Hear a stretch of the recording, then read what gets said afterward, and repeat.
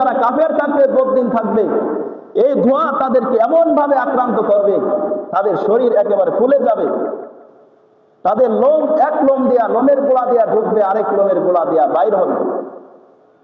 এরকম একটা পরিস্থিতি কিয়ামত যখন একেবারে নিকটবর্তী চলে আসবে তখনই আসবে। এই কারণে মুসলমান খুবই সাবধান। আজকে এই কিয়ামতের আলামত গুলো, বড় বড় 10টা আলামত প্রকাশ পাওয়ার আগে আগে কিছু উপসর্গ আমরা এখন দেখতে পাইতেছি। এই যে মাঝে মধ্যে ভূমিকম্প হয়, হালকা মাত্রার ভূমিকম্প, এই ভূমিকম্প গুলো আস্তে আস্তে করে এগুলো হলো কিয়ামতের বড় বড় আলামতের উপসর্গ। কিয়ামতের আগে আগে যে ভূমিধস হবে, এই ভূমিধসের আগে আগে ছোট ছোট উপসর্গ হলো এই ভূমিকম্প, কারণ এটাও জমিনের সাথে সম্পৃক্ত। এই ছোট ছোট ভূমিকম্প আস্তে আস্তে এক সময় বিশাল আকারের ভূমিকম্প ধারণ করবে। পৃথিবী যখন শেষ হয়ে যাবে, ধ্বংস হবে, কিয়ামত কায়েম হবে, যেই জিনিসগুলোর মাধ্যমে পৃথিবী ধ্বংস হবে তার ভিতরে অন্যতম একটা জিনিস হলো ভূমিকম্প। পৃথিবী ধ্বংস হবে ইসরাফিলের সিংহার কঠিন ফুৎকারের আওয়াজে, বিকট আওয়াজের কারণে পৃথিবী ধ্বংস হবে। ঠিক তদ্রূপ ভাবে ভূমিকম্পর কারণেও পৃথিবী ধ্বংস হবে। ইসরাফিল আলাইহিস সালাম বিশাল বড় একটা সিংহা নিয়ে অপেক্ষমান, কোন সময় আল্লাহর অর্ডার আসবে আর ফুৎকার বাজায়া দিবে।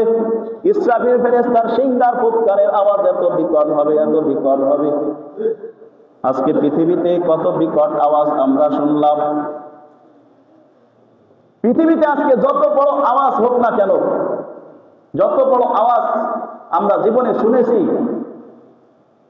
ইসরাফিল সিংহার ফুৎকার আওয়াজের কাছে এদের এই আওয়াজের কোনো পাত্তাই নাই। আওয়াজের কারণেও যে দুনিয়া ধ্বংস হইতে পারে কিছু নমুনা আমরা দুনিয়া থেকে পাইতেছি। কেমনে? মাঝে মধ্যে আমরা দেখি, মাঝে মধ্যে দেখা যায় বজ্রপাতের আওয়াজ হয়। কায়দা মতো যদি একটা বজ্রপাতের আওয়াজ হয়, মনে হয় আমাদের কলিজা ফেটে যাবে, ঠিক কি না বলেন? মনে হয় বিল্ডিং গুলো ধসে ধসে পড়ে যাবে, মনে হয় আসমান ফেটে যাবে। কায়দা মতো একটা বজ্রপাত যদি হয়, মনে হয় কানের পর্দা থাকবে না, ফেটে যাবে, মনে হয় কলিজা ফেটে বের হয়ে যাবে, মনে হয় বিল্ডিং গুলো ধসে পড়ে যাবে, আসমান ফেটে যাবে, এরকম মনে হয়।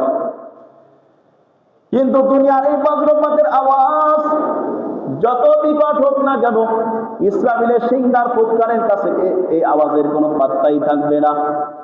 ইসরাফিলের সিংহার ফুৎকারের আওয়াজ এত বিকট হবে, সেই ফুৎকারের আওয়াজ আসমানগুলো ফেটে ফেটে পড়ে যাবে, পাহাড়গুলো চূর্ণ বিচূর্ণ হয়ে ধুলায় উঠতে থাকবে, শূন্যে ভাসতে থাকবে, অট্টালিকাগুলো ফেটে ফেটে পড়ে যাবে, ঝরে ঝরে পড়ে যাবে।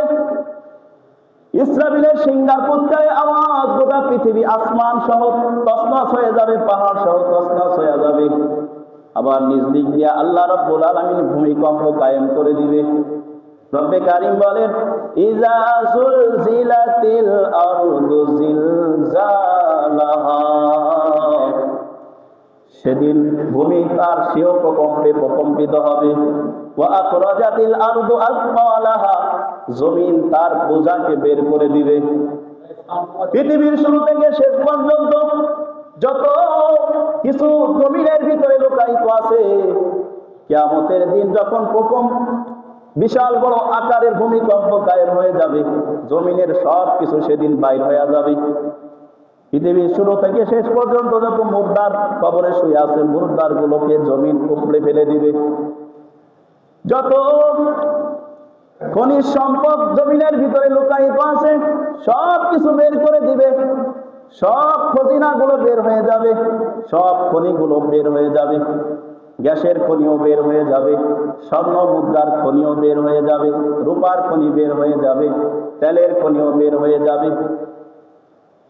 মোট কথা জমিন তার ভিতরে যত কিছু লুকায়িত রেখেছে, কিয়ামতের দিনে কঠিন ভূমিকম্পের কারণে জমিন সব কিছু উপড়ে ফেলে দিবে। আজকে কত জমিনের গভীর পর্যন্ত খোদাই করে বিল্ডিং আট্টালিকা নির্মাণ করা হলো, কিন্তু কিয়ামতের দিন যখন ভূমিকম্প কায়েম হয়ে যাবে, এই বিল্ডিং গুলো একেবারে জমিন উপড়ায়া ফেলায়া দিবে। এমন একটা পরিস্থিতি কিয়ামতের দিন হবে। এই ভূমিকম্প কিয়ামত, দুনিয়া ধ্বংস হওয়ার একটা অন্যতম একটা উপায়, মাধ্যম। ওয়াকালাল ইনসানু মা লাহা, মানুষ সেদিন অস্থির হয়ে যাবে, আশ্চর্যান্বিত হয়ে যাবে। মানুষ বলবে ওয়াকালাল ইনসানু মা লাহা, আজকে পৃথিবীর কি হয়ে গেল, এমন কেন করতেছে পৃথিবী? সব মানুষগুলো আশ্চর্যান্বিত হয়ে যাবে কিয়ামতের ভয়াবহ দৃশ্য দেখার পরে। এই কারণে মুসলমান, এই যে সময়ে সময়ে যে ভূমিকম্প আমরা দেখতেছি, এই ভূমিকম্প গুলো হলো চূড়ান্ত ভূমিকম্পের একটা নিদর্শন, উপসর্গ। এই ভূমিকম্প গুলো এক সময় চূড়ান্ত আকার ধারণ করবে। আজকে তো আমরা মনে করি আর কিছুক্ষণ ভূমিকম্প হইলেই মনে হয় দুনিয়া ধ্বংস হয়ে যাইতো। এটা শুধু আজকে এখন কল্পনা, কিন্তু একটা সময় এমন আসবে এটা আর কল্পনায় থাকবে না। এই ভূমিকম্প বাস্তবিকই দুনিয়াকে ধ্বংস করে দিবে। নাউজুবিল্লাহ। এই কারণে আমাদের পাপের কারণেই কিন্তু ভূমিকম্প আসতেছে, গুনার কারণে আসতেছে। আজকে বিজ্ঞানীরা বলতেছে যে পৃথিবীর নিচে চাপ সৃষ্টি হয়েছে, এটা সেটা সৃষ্টি হয়েছে, গ্যাস জমছে। এটা হলো তাদের ক্ষুদ্র একটা গবেষণার কথা। কিছু মানুষ আছে এইগুলো শোনার পরে বাস, কোনো সতর্কতা নাই, মনে করে এমনি মনে হয় পৃথিবীর নিচে চাপ সৃষ্টি হয়েছে, এটা একটু বাইর হইতেছে, এই কারণে পৃথিবী জাপনে দিচ্ছে। ইমানদারের কথা তো এটা হতে পারে না। পৃথিবীর নিচে যা কিছু তাই হোক না কেন, আল্লাহ হুকুমে কিছুই, আল্লাহ হুকুম বিহনে কিছুই হয় না। আপনি বিজ্ঞানীদের থিওরি মেনে আমল আখলাক সব শেষ করে দিলেন, আগে যেমনি চলতেন এখনো তেমনি চলতেছে, এটা মনে হয় আপনার কাছে কিছুই না। এখান থেকে তো মুসলমানদের সতর্ক হওয়া উচিত ছিল। মুসলমানদের আগে যেমন জীবন কাটাইতো, এখন তো সেমন জীবন কাটানো যাবে না, সতর্ক হতে হবে। সতর্কতার জন্য আল্লাহ তাআলা ভূমিকম্পগুলো দিয়ে দেখাইতেছেন আমাদের। এর থেকে আমাদের সতর্ক হতে হবে। আগে যদি নামাজ পড়ি নাই, এখন নামাজি হইতে হবে, নামাজ পড়তে হবে। আগে পর্দা করি নাই, এখন পর্দা করতে হবে। আগে গান বাজনা শুনতাম, এখন গান বাজনা ছাড়তে হবে। ঠিক নেই নাকি? আগের মতোই চলবে? আগের মতো চললে তো কাজ হবে না, গজব আরো বাড়বে। কিন্তু মুসলমান দেখা যায় আগেও যেমন পাপের কাজ করতো, অন্যায় করতো, তাদের কোনো অনুশোচনা নাই। এত কিছু দুর্যোগ পৃথিবীতে ঘটতেছে, সময়ে সময়ে ভূমিকম্প, সময়ে সময়ে আগুনের বালা আমাদের উপরে আসতেছে। এরপরেও মুসলমানদের হুঁশ হয় না। মুসলমানদের হুঁশ হবে কবে? কিয়ামত এসে গেলে। কিয়ামত এসে গেলে তো আর আপনার হুঁশ আসায় কোনো কাজ হবে না।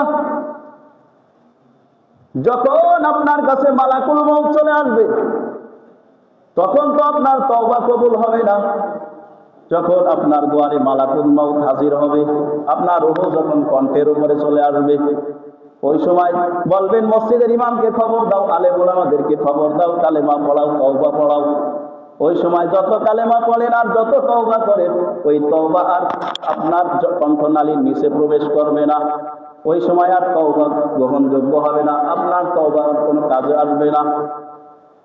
এই কারণে মৃত্যু আসার আগে আগেই শুধরাইতে হবে। মৃত্যু আসার আগে আগেই আমাদের সতর্ক হতে হবে, যেন দুনিয়া থেকে আল্লাহ তাআলা আযাব গজবকে উঠায় আনে। এই যে কিছুদিন আগে কড়াই বস্তি এলাকায় বিশাল বড় অগ্নিকাণ্ডের ঘটনা শুনছি তো আমরা, নাকি শুনছি না? শোনার পরেও মুসলমানদের কোনো সতর্কতা নাই। শুনলাম, এক চোখ দিয়ে দেখলাম, কানে শুনলাম, বাস। মুসলমানদের কোনো শিক্ষণীয় কিছু নাই এর ভিতর, এরকম হয়ে গেছে আমরা। এই কারণে আমাদের ভিতরে এই বুঝগুলো আসে না। কোন কারণে জানেন? আমাদের ভিতরে দ্বীনি শিক্ষার বড় অভাব, দ্বীনি জ্ঞান আমাদের ভিতরে নাই। দিন দিন যত দিন যাচ্ছে আমরা দ্বীনি শিক্ষা থেকে তত দূরে সরে যাচ্ছি।